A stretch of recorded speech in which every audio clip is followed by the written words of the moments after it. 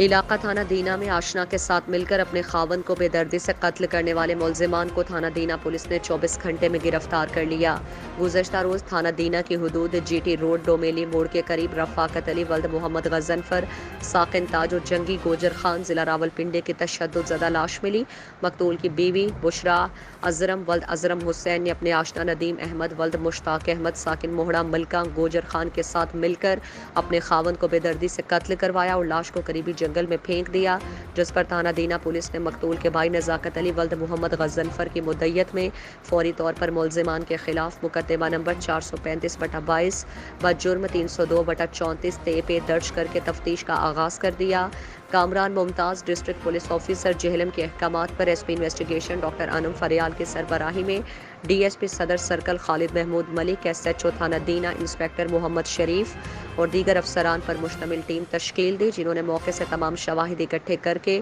قتل میں ملوث مقتول کی بیوی اور اس کے آشنا کو جدید سائنٹیفک طریقہ کار اور ہیومن انٹیلیجنس ریسورسز کو بروئے کار لاتے ہوئے 24 گھنٹے کے قلیل وقت میں گرفتار کر لیا۔ ڈسٹرکٹ پولیس آفیسر جہلم نے ایس پی انویسٹیگیشن ڈاکٹر انم فریال اور ان کی ٹیم کو بھرپور شاباشی دی اور تعریفی اسناد دی۔